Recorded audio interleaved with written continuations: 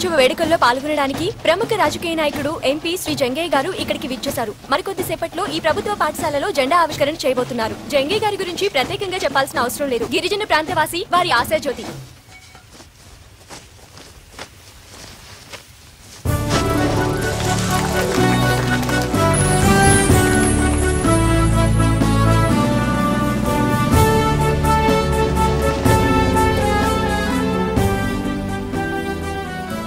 ఇప్పుడు మన ప్రీతమ నాయకులు ఎంపీ శ్రీ జంగయ్య గారు మాట్లాడతారు. నమస్తే. నమస్కారం. నమస్కారం. బ్యాండ్ బాగొట్టారయ్యా. ఆపండి, బ్యాండ్ బాగొట్టారు చెప్పా కదా, ఆపండి. అందరికి చాక్లెట్లు వచ్చాయి ఏంటి? అరే చాక్లెట్లు వచ్చాయండి, మాట్లాడరేంటి? ఏంటి వచ్చాయా? Very good, very good. నా చిన్నప్పుడు స్వాతంత్ర దినోత్సవం అంటే చాలా ఆనందంగా లగెత్తుకుని స్కూల్కి వెళ్ళిపోయేవాడిని, చాక్లెట్లు పెడతారని. ఇప్పుడు స్వాతంత్ర దినోత్సవం అంటే చాక్లెట్లు తినటం కాదు. ఈ రోజు మన దేశానికి స్వాతంత్రం తీసుకొచ్చిన వాళ్ళ గురించి తలుసుకుని వాళ్ళలాగా మన దేశానికైనా చేయగలుగుతానో ఆలోచించాలన్నమాట. ఏంటి ఆలోచిస్తున్నావా? ఏమా నువ్వు ఆలోచిస్తున్నావా? నీ సంగతి ఏంటరా? ఏంటి ఎవరు మాట్లాడరేంటి? ఆలోచిస్తారా లేదా? అది వెరీ గుడ్. మీ హెడ్ మాస్టర్ గారు నన్ను కలిసినప్పుడల్లా ఈ స్కూల్లో సౌకర్యాలు బాగాలేవు, హాస్టల్లో వసతులు బాగాలేవు, మీ గవర్నమెంట్ తరఫున ఏదైనా హెల్ప్ చేయమని అడుగుతుంటారు.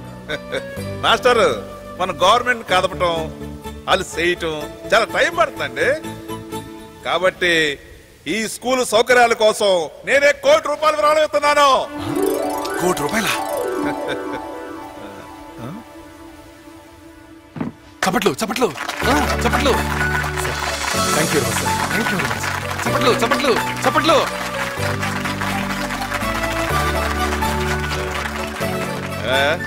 సంతోషమేనా? ఫోటో దిగుతారా?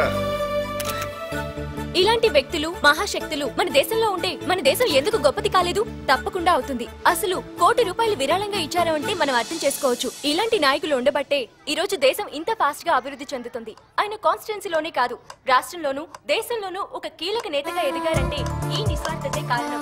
మచ్చలేని ఆయన రాజకీయ చరిత్ర యువతరానికి ఆదర్శంగా. చూడు చూడు, నీ ఫేవరెట్ పొలిటీషియన్ జంగయ్య నిన్న ఒక స్కూల్కి వెళ్ళి ఏం చేశాడో తెలుసా? ఏం చేశాడు? బెంచీలు కుర్చీలు ఎత్తుకొచ్చాడా? ₹1 కోటి విరాళం ఇచ్చాడు. ఇస్తాడు ఇస్తాడు. ఎందుకు ఇవ్వడు? ప్రజల దగ్గర దొబ్బిందే కదా. ఈ రోజు ఆయన ఇంటర్వ్యూ చేయబోతున్నావు కదా, అడుగు. పిలిచింది ఇంటర్వ్యూ కాదు, ఆ పేరుతో కాంప్రమైజ్ కి. ఓ, అతని మీద నువ్వు రాసిన ఆర్టికల్స్ కి రియాక్షనా? 500 కోట్లు సంపాదించాడు కదా. ఇంత రేంజ్ లో కరెక్షన్ జరుగుతుంటే గవర్నమెంట్ ఏమీ స్ట్రాంగ్ యాక్షన్ తీసుకోదా? Is it blind? ఈ దేశంలో లక్షల కోట్లు స్కాములు జరుగుతున్నాయి, వాటి గురించి అడిగే దిక్కులేదు. ఈ 500 కోట్లు ఒక లెక్క.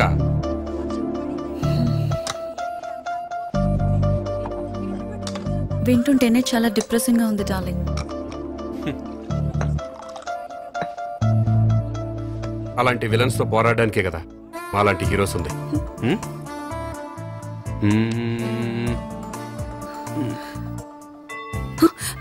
ఆఫీస్ కి టైం అయింది, లెట్స్ హావ్ బ్రేక్ఫాస్ట్.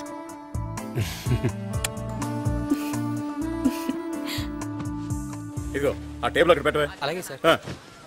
ఆ క్లాత్ నలుగుతాయి, కుర్చీలు సర్దన్నయ్యా. ఏంటి అడావుడి? ఈ రోజు ఎంపీ సార్ కూతురు ఎంగేజ్మెంట్ అండి. ఓ, మా పని కొంచెం అయ్యేది చూడండి సార్. అలాగే అలాగే. ఢిల్లీలో పార్లమెంట్ జరుగుతున్నప్పుడు మినిస్టర్ గారితో మాట్లాడి సెట్ చేస్తాను. పని అయిపోతుంది, మీరు వెళ్ళిపోయి. ఉంటాను సార్. నమస్తే. వస్తాను సార్. నమస్తే.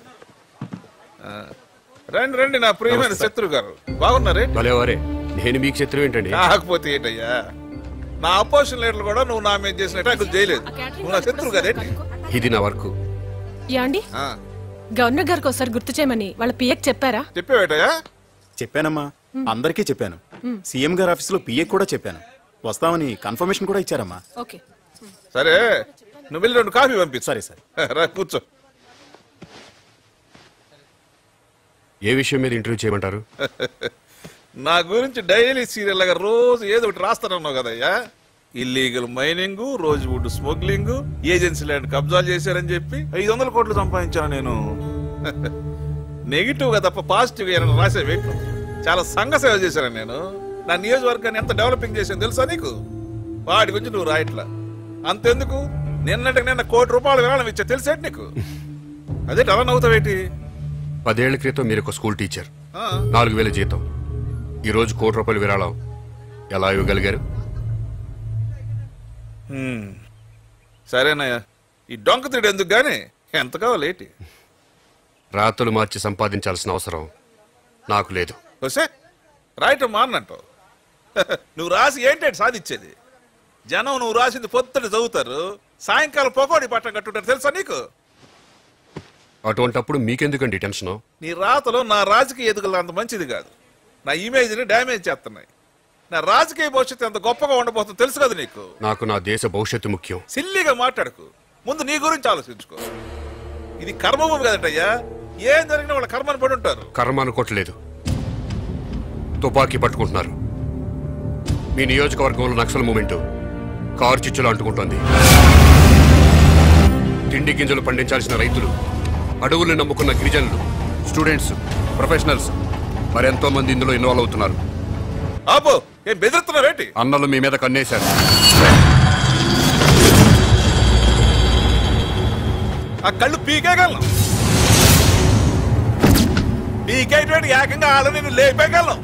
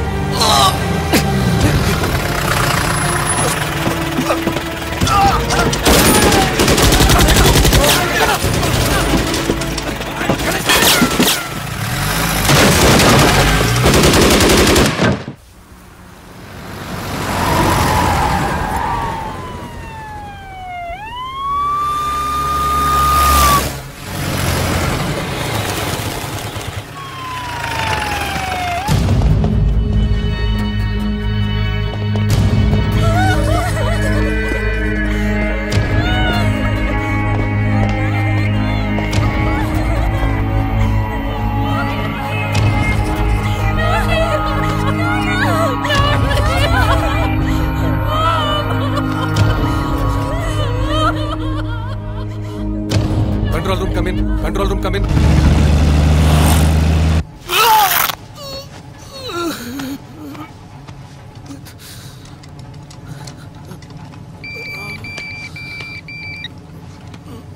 అన్నా ఎంపీ చనిపోయాడా? అవును, మన వాళ్ళు ముగ్గురు చనిపోయారు. ఓ గాడ్. రామ్దాస్ అనే బుల్లెట్ తగిలింది. ఇప్పుడు ఎలా ఉంది? మేనేజ్ చేస్తున్నాం. మీరు ఒక ఆస్ట్రేజ్గా తీసుకున్నారు కదా? ఎస్కేప్ అవడానికి తీసుకున్నాం. అతని పేరు Jaidev. Is a prominent journalist. మన సింపథైజరా? కాదు, సిటీ దాటేంతవరకు సేఫ్గా పెట్టుకోండి. దాటడానికి ఉపయోగపడతాడు. ఆ తర్వాత మీ ఇష్టం. అలాగే. సిటీ అంతా సీల్ ఆఫ్ అయిపోయింది. త్వరగా సిటీలో మన హైడౌట్కి చేరిపోండి. నేను మళ్ళీ ఫోన్ చేస్తాను. అండ్ వన్ మోర్ థింగ్, నీ శాటిలైట్ ఫోన్లో తప్ప వేరే ఏ ఫోన్లోనూ నన్ను కాంటాక్ట్ చేయొద్దు. ఓకే. ఈ రోజు ఉదయం ఎంపీ జంగయ్య ఇంట్లో కాల్పులు జరిగాయి. ఈ కాల్పుల్లో ఎంపీ జంగయ్యతో పాటు పలువురు మరణించినట్టు తెలిసింది. అయితే కాల్పులు ఎవరు జరిపారు, ఎందుకు జరిపారు అనే విషయాలు తెలియాల్సి ఉంది. ఈ సంఘటనలో కాల్పులు జరిపిన దుండగులు అక్కడే ఉన్న ఆంధ్రవాహిని పత్రిక విలేఖరి జయదేవ్ ని హాస్టేజ్ గా తీసుకున్నారని తెలుస్తోంది. దీనిపై పోలీసులు ఇప్పటికే దర్యాప్తు ప్రారంభించారు. నగర కమిషనర్ సంఘటన స్థలానికి చేరుకుని పరిస్థితిని సమీక్షిస్తున్నారు. పలువురు నాయకులు జంగయ్య గారి ఇంటికి చేరుకుని ఆయన కుటుంబానికి తమ ప్రగాఢ సంతాపాన్ని తెలియజేశారు.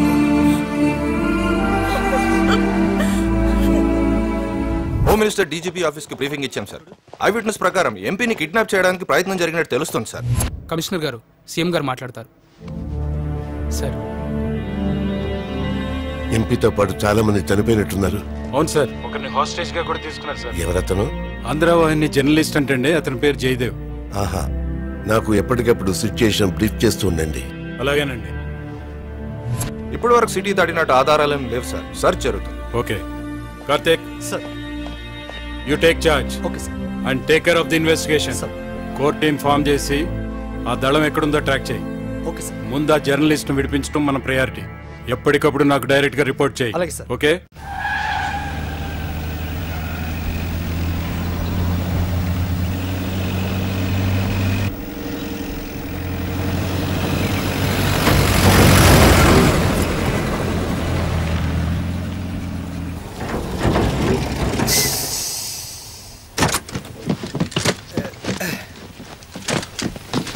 संभाल के जार जार.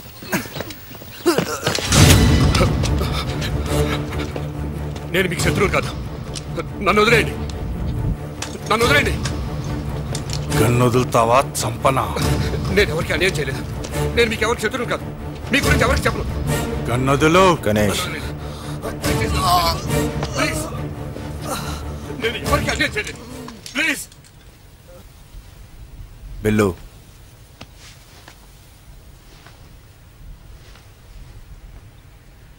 వెళ్ళి కన్ తీసుకో. వద్దు.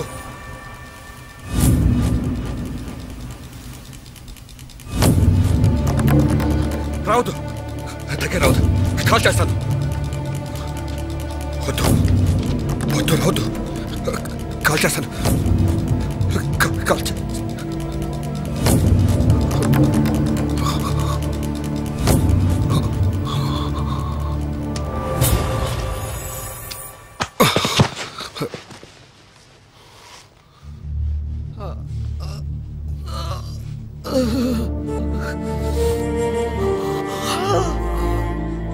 ఎలా ఉంది? హాస్పిటల్కి తీసుకుపోవాలి. హాస్పిటల్కి వెళ్ళడం రిస్క్.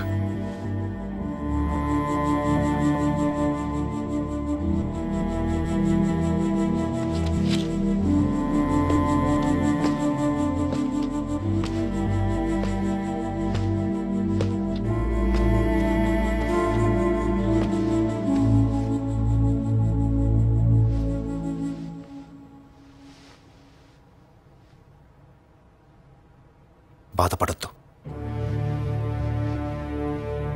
ఇది పోరాటం. మన కామ్రేడ్స్ భాను, సుజాత, శివ అమరులయ్యారు. బాధపడద్దు, గర్వపడండి. ఈరోజు మనం చేసిన దాడి యొక్క లక్ష్యం సాధించలేకపోయాం. దాని గురించి నిరుత్సాహపడకండి. మనం మన దళం ఉనికిని తెలిపాం. రోగి దళం ఉనికిని తెలిపాం. ఈరోజు మీరు చూపించిన ధైర్యం అసమానం. లీడర్గా మీకు నా సెల్యూట్. కానీ ఇప్పుడు మీరు చూపించాల్సింది మనోధైర్యం.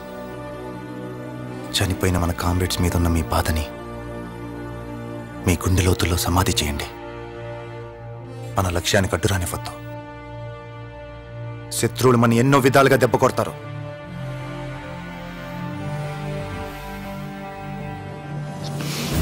మనం సైనికులం.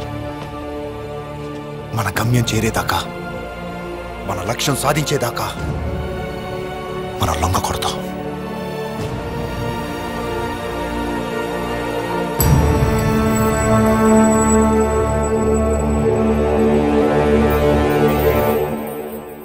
నమస్తే సార్. నమస్తే. రండి. నమస్తే. నమస్తే అమ్మా. నమస్కారం సార్. నమస్తే. రండి కూర్చోండి. కూర్చోమ్మా, కూర్చో.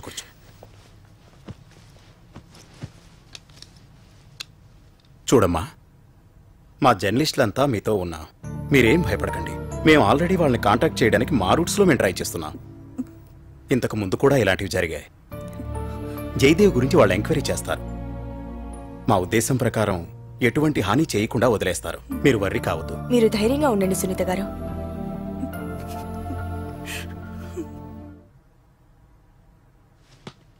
సరే,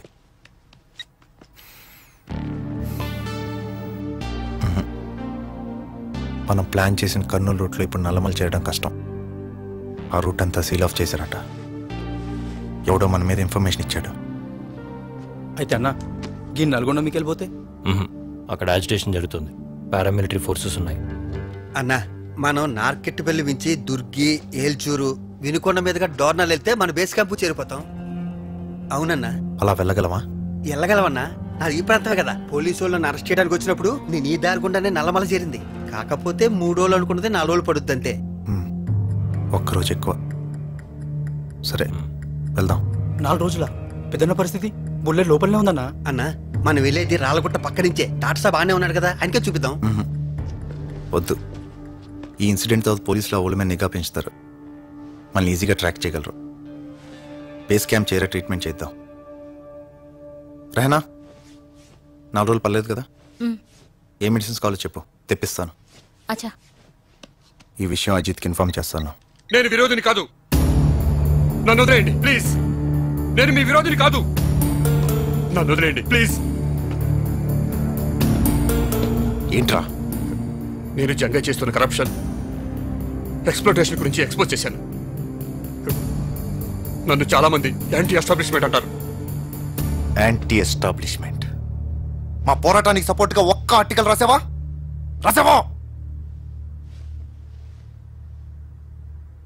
యాంటీ ఎస్టాబ్లిష్మెంట్. మీలాంటి వాళ్ళు పొలిటీషియన్స్ కి, మినిస్టర్స్ కి వ్యతిరేకంగా రాసి ప్రెషర్ తెస్తారు.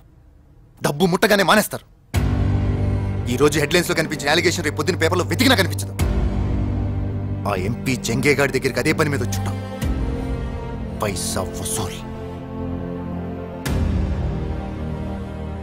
నీదొక రాత, నీకొక నీతి. నువ్వు కూడా మాకు విరోధివే. నోరు మూసుకొని కూర్చో.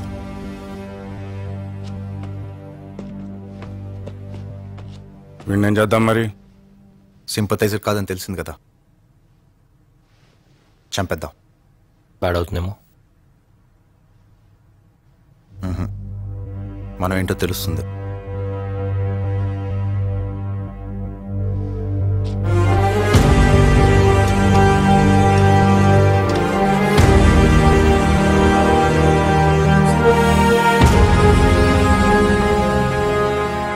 జంగయ్య గారి మరణం చాలా బాధాకరమైన విషయం.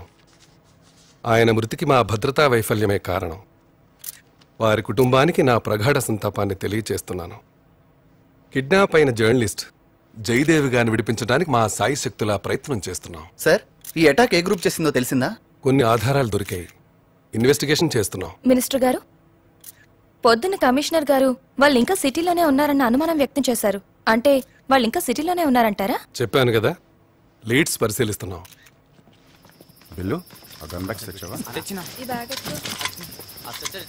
చెక్ పోస్ట్ దగ్గర మన మనిషి ఉన్నాడన్నా. అక్కారం చేరడానికి 6 గంటలు పడుతుంది.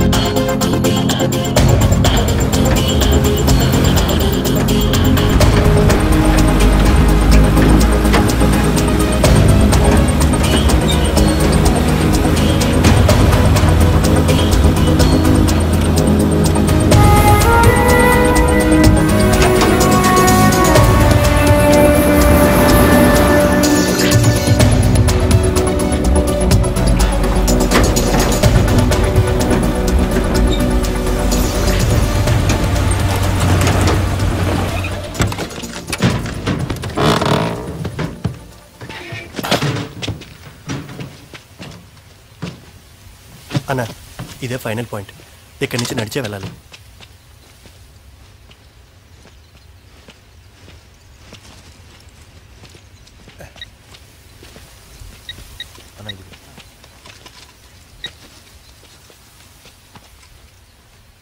అజిత్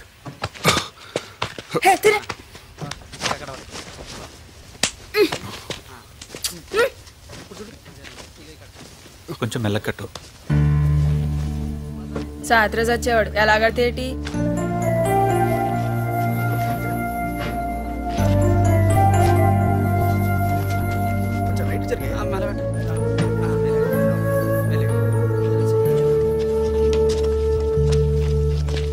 మెల్లగా, జాగ్రత్త.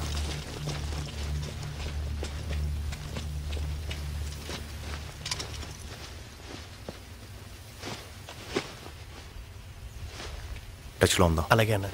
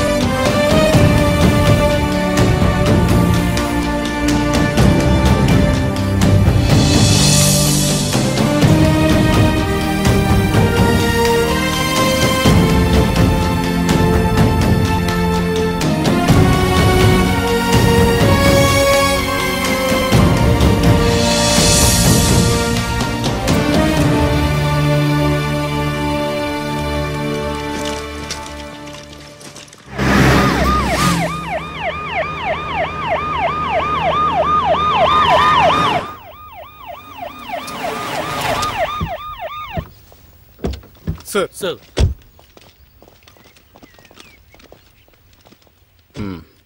ఇదేనా? అవును సార్, దీంట్లో క్యాటరేజ్ దొరికింది.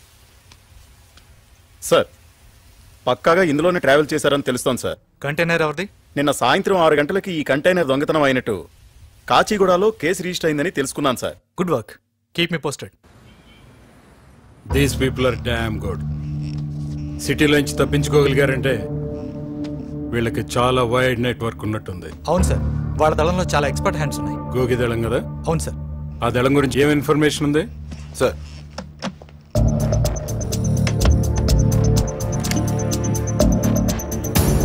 ఇతని పేరు గోపీనాథ్ అలియాస్ గోగి సార్. ఏజ్ 39, చదివింది ఎంఏ పొలిటికల్ సైన్స్. 29 ఏళ్ల వయసులో ఈ మూవ్మెంట్ లోకి అడుగుపెట్టాడు. 8 ఏళ్ళు రాచన దళంలో తిరిగాడు. ఆ తర్వాత రాచనకి ఇతనికి గొడవ వచ్చింది. ఉద్యమ సిద్ధాంతాలకు విరుద్ధంగా ప్రవర్తిస్తున్నాడని రాచన ఇతని దళం నుంచి వెలేశాడని అంటారు సార్. దాంతో తనే ఓ దళాన్ని ఫామ్ చేసుకున్నాడు. దాని పాపులారిటీ కోసమే ఈ కిడ్నాప్ ప్లాన్ చేసినట్టు తెలుస్తోంది సార్. వైలెన్స్ చేయడానికి ఏమాత్రం వెనగాడు. ఇతను కోసూరి విజయరామ్ అలియాస్ రామ్దాస్, గోగికి గురువు లాంటి వాడు. గోగిని ఈ ఉద్యమానికి పరిచయం చేసింది కూడా ఇతనే సార్. 1987లో ముదికొండ ఎన్కౌంటర్ లో మనకు దొరికిపోయాడు. 10 ఏళ్లు జైల్లో గడిపిన తర్వాత 1997లో బయటికి వచ్చాడు. మళ్ళీ ఈ అటాక్ ద్వారా మనకు కనిపించాడు. మనకున్న ఇన్ఫర్మేషన్ ప్రకారం ఈ అటాక్ లో చాలా తీవ్రంగా గాయపడ్డట్టు తెలుస్తోంది సార్. ఇతను Surendra alias Ganesh, Gogi cousin. Post graduation చేశాడు. ఇతను మంచి ఆర్గనైజింగ్ స్కిల్స్ ఉన్నాయి. ఇతను గోగికి most trusted lieutenant. Mallayya alias Nagu, ఇతనిది ఖమ్మం జిల్లా, పేద రైతు. తంబలగూడలో భూస్వాముల మీద జరిగిన తిరుగుబాటుకి ఇతనే నాయకత్వం వహించాడు సార్. ఆ దాడిలో ఇతని భార్య, పెద్ద కొడుకు చనిపోయారు. చిన్న కొడుకుతో అడవుల్లోకి పారిపోయాడు. ఇప్పుడు ఈ దళంతో కనిపించాడు సార్. ఇతను Ramakrishna alias Hari, very interesting character sir. ఇతను కూడా ఎంఏ పొలిటికల్ సైన్స్ చదివాడు. యూనివర్సిటీలో స్టూడెంట్ లీడర్. చదువు అయిపోయిన తర్వాత పాలిటిక్స్ లో చేరాడు. From the extreme right to the extreme left. ఇప్పుడున్న అన్ని మేజర్ పొలిటికల్ పార్టీస్ లో తిరిగాడు. లాస్ట్ పొలిటికల్ పార్టీలో ఉన్నప్పుడు ఏదో అక్రమానికి పాల్పడ్డాడని ఒక లోకల్ పాలిటీషియన్ ని కాల్చి చంపాడు సార్. అప్పటి నుంచి పరారీలో ఉంటూ తను కరప్ట్ అనుకున్న అఫీషియల్స్ మీద, పాలిటీషియన్స్ మీద అటాక్ చేయడం మొదలు పెట్టాడు. దాంతో ఇతనికి చాలా మంది అభిమానులు ఏర్పడ్డారు. ఇతను కూడా రామ్దాస్ శిష్యుడే. అతని ద్వారానే ఇతను గోగికి పరిచయం అయ్యాడు. రామ్దాస్ గైడెన్స్ లో 9 నెలల క్రితమే ఈ దళాన్ని ఫామ్ చేసినట్టు తెలుస్తోంది సార్. అంటే దళంలో ముఖ్యమైన వ్యక్తి అన్నమాట. అవును సార్. స్టూడెంట్ గా పొలిటికల్ యాక్టివిస్ట్ గా ఇతనికి వైడ్ నెట్వర్క్ ఉంది. ఇతని ద్వారానే మేజర్ రిక్రూట్మెంట్స్ చేయాలని వాళ్ళు ప్లాన్ చేస్తున్నారు. రెహానా నర్స్, గోగి సహచరి. 4 years బ్యాక్ గోగి తీవ్రంగా గాయపడ్డప్పుడు అతన్ని ట్రీట్ చేస్తూ అతనితో ప్రేమలో పడి అప్పటి నుంచి అతనితోనే ఉంటుంది సార్. ఈమెకి ఈ మూవ్మెంట్ కి ఎలాంటి సంబంధం లేదు. మిగిలిన వాళ్ళ గురించి మన దగ్గర ఇన్ఫర్మేషన్ లేదు sir. Trying to trace out things. No wonder. అందుకే వాళ్ళ టీంలో చాలా స్ట్రాంగ్ కోఆర్డినేషన్ ఉంది. కంటైనర్ దుర్గిలో వదిలి వెళ్లారంటే వాళ్ళు నల్లమల వెళ్ళడానికి నార్కట్పల్ రూట్ ఎంచుకుంటున్నారు సార్.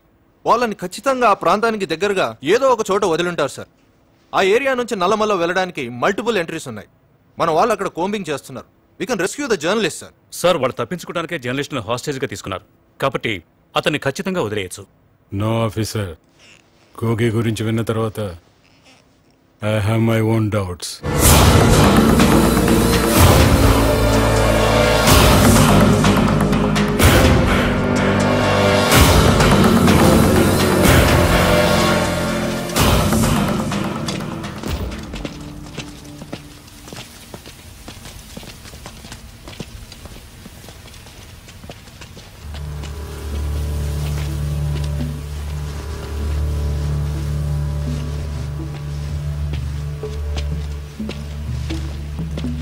పొద్దున్నుంచి చూస్తున్నా ఏటలాగున్నావు?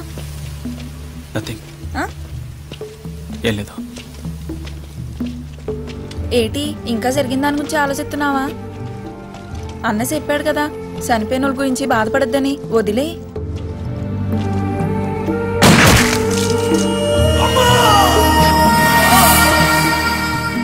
నేను చంపినంతని గురించి ఆలోచిస్తున్నాను.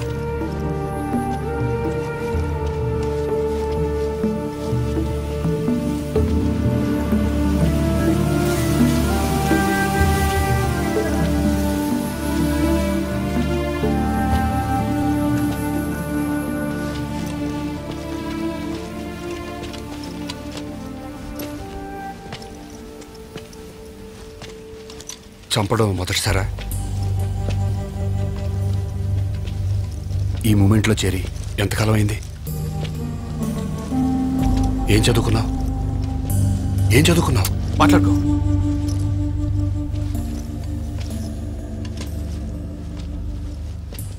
మనసు చంపుకుని మనిషిని చంపావు. బాధంతో సహజం. సింపతిలు చూపించుకో. మనసు చంపుకుని మనుషుల్ని చంపేలా చేశారు.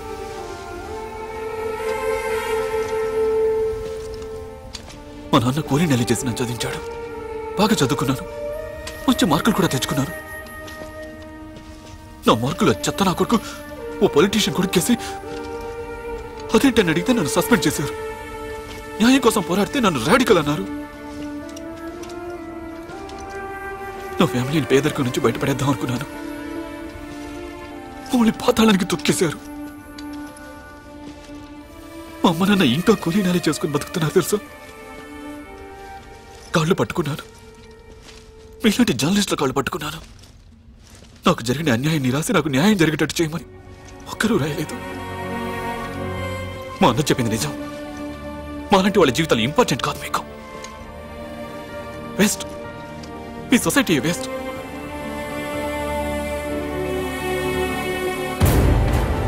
ఏంటి జయదేవ్, పొలిటీషియన్స్ కబ్జాలు రాసి ఏంటి ఉపయోగం? తీసేయ్. ఆ పొలిటీషియన్ తో ఆ పార్టీతో రిలేషన్ చెడగొట్టుకోవడం నాకు అసలు ఇష్టం లేదు. No controversies please. స్టూడెంట్ మార్కులు మార్చేస్తున్నారా? ఇట్స్ రొటీన్ జై. Get something sensational.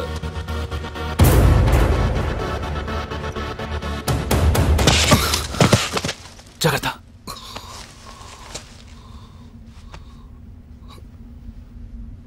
నిజమే. నీకంత అన్యాయం జరుగుతుంటే మాలాంటి వాళ్ళు ఉండి ఏమీ చేయలేకపోవడం అసమర్థతే. మాలాంటి అసమర్థులుంటే ఏంటి, పోతే ఏంటి?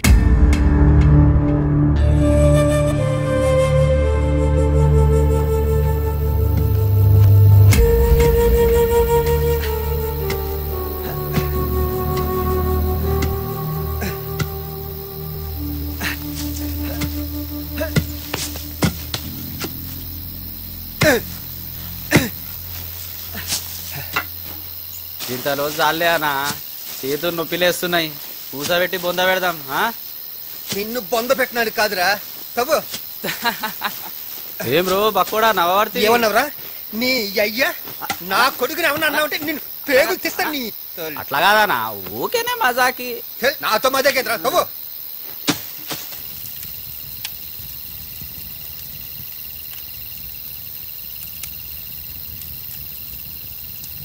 ఇప్పుడు ఇతన్ని మనం చంపాలా?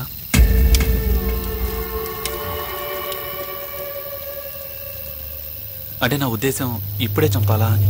ఇప్పుడు కాకుండా ఇంకెప్పుడు చంపుతావు? అంటే బేస్ క్యాంప్కి వెళ్ళడానికి 3-4 రోజులు పడుతుంది కదా. సపోజ్ పోలీసులు అటాక్ చేశారనుకో, ఇతను ఉండడం వల్ల మనకు కొంచెం సేఫ్టీ ఉంటుందేమో. మనం వెళ్ళేరు ట్రాక్ డౌన్ చేయడం పోలీసులకు చాలా కష్టం. హెలికాప్టర్ యూజ్ చేస్తే తప్ప. అయినా వీడేం విఐపి కాదుగా అంత ఖర్చు పెట్టడానికి. అదే ఇతను జర్నలిస్ట్. ఇతని కోసం కాకపోయినా ప్రెస్ కోసం ఆర్డర్ చేస్తారు. అప్పుడు హెలికాప్టర్ వాడినా వాడచ్చు. అదే అదే నేను చెప్తున్నాను. అందుకే బేస్ క్యాంప్కి వెళ్ళేంత వరకు వచ్చితే బెటర్ కదా అని. హెలికాప్టర్లు ఏం వాడరు, నువ్వు ఎక్కువ ఆలోచిస్తున్నావు. లేదు అసలు వాళ్ళు చెప్పిన దాంట్లో పాయింట్ ఉంది. Good thinking.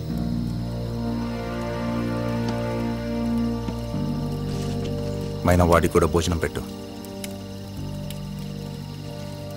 ఈ 4 రోజులు బతికేస్తాడు.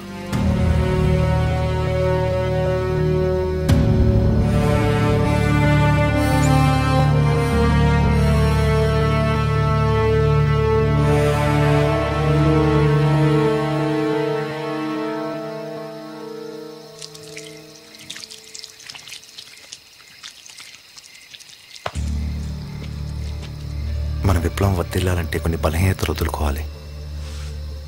శత్రువు మీద ఎమోషన్ పెంచుకోకూడదు. మంచిది కాదు. నువ్వు చంపిన పోలీస్ మన శత్రువు.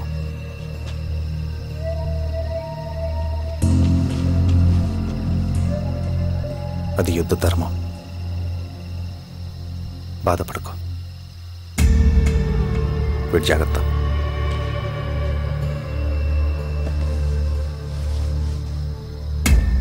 థ్యాంక్స్. ఈరోజు నా ప్రాణాలు కాపాడావు.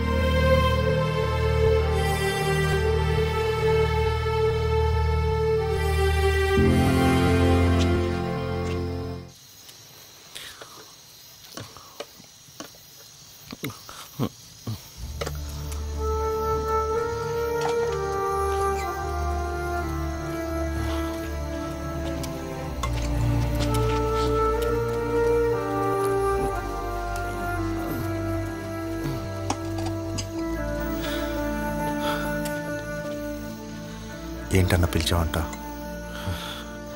ఓ పని చేస్తావా? నువ్వు నా గురువు, చెప్పన్నా. ఆ జర్నలిస్ట్ని వదిలే. ఎందుకు చెప్తున్నానో అర్థం చేసుకో. ఆలోచిస్తాను. అడివమ్మ వేసినది పచ్చని పైట, చెట్టమ్మ పూసినది ఎర్రని పూత. అడివమ్మ వేసినది పచ్చని పైట, చెట్టమ్మ పూసినది ఎర్రని పూత. కలువమ్మ విచ్చినది అందమంతా నిదిరో, అందమంతా నిదిరో. ఏ మబ్బు చాటునున్నావో, ఎడ సరసమాడుతున్నావో. ఏ